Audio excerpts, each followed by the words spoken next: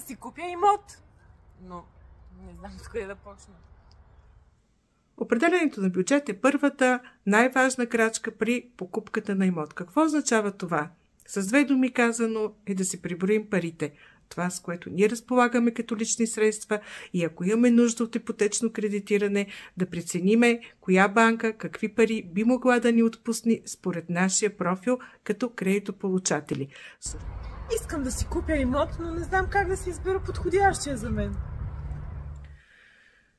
Селекцията на имоти означава следното. Наш ангажимент е да подбереме възможно най-подходящите според вашите зададени критерии имоти, които ние да провериме за допълнителна информация, като изложение, точна локация, качество на сградата, други характеристики, които ги няма в обявената информация. Какво е важно да знам, когато ходя на оглед за имот? След като сме ви изпратили селекция от имоти, вие решавате кои от тях искате да видиме. За целта ние ще ви организираме огледи в удобно за вас време. А какво трябва да внимавате по време на огледа, това ще обсъдиме преди всеки един от тях. Харесахме си апартамент. Ето го. А сега, какво следва? Да, това е един много емоционален момент за всеки един купувач, защото в момента, в който вие видите вашето жилище, ще го познаете. И от тук нататък обаче почва една друга, много сериозна и отговорна част, а именно търговските преговори. Търговски преговори. Какво? Преговарям. И защо го договарям и преговарям? Какво означава търговски преговори? С няколко думи накратко, тук е момента, където се договарят всички параметри, които са важни за една сделка.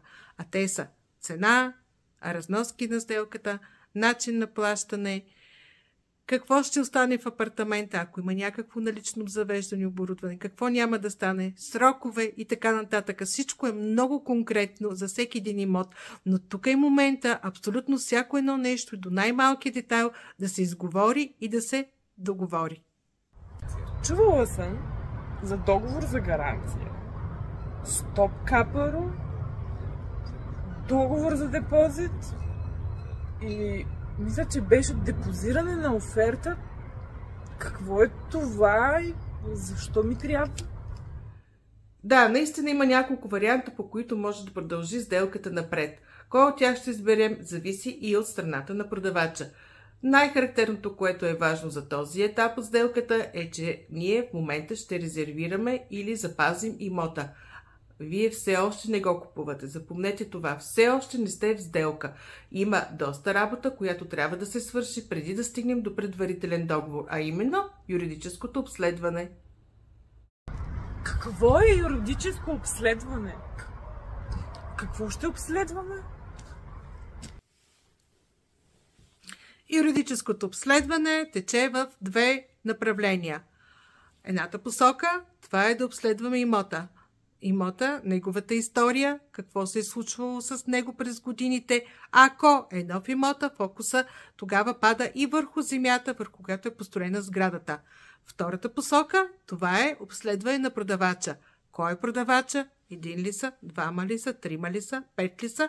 И как доказва правото си на собственост. Едва след като знаеме какво купуваме по документи и от кого купуваме по документи, ние можем да пристъпим към следващата крачка. Тя е...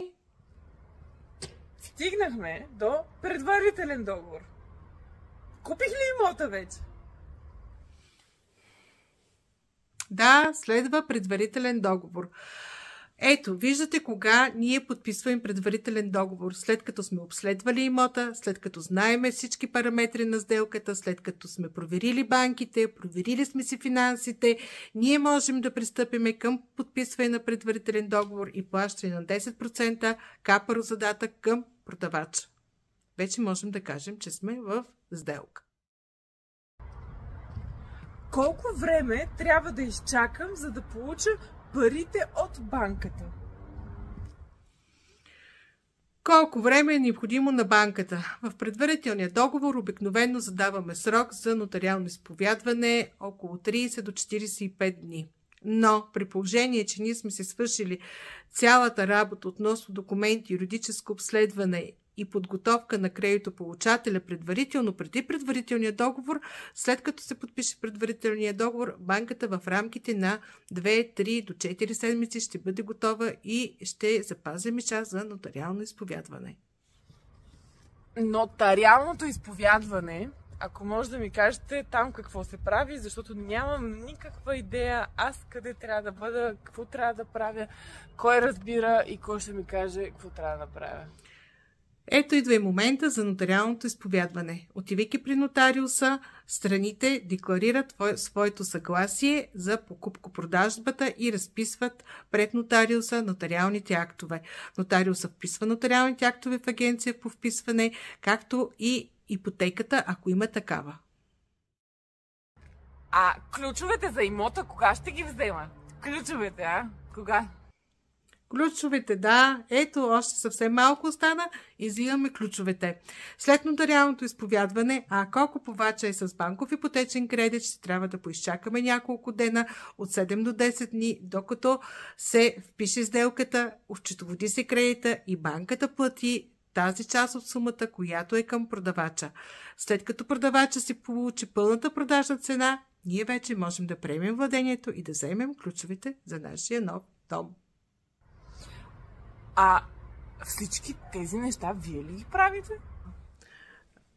Не, разбира се, ние твърдо вярваме, че всеки е добър в специалността, за която има съответния ценз и образование. Затова в юридическата част ние работиме с доверени адвокати, според характера и тежестта на дадените казуси. Също така имаме архитекти, с които си партнираме, конструктори можем да ползваме, когато е необходимо.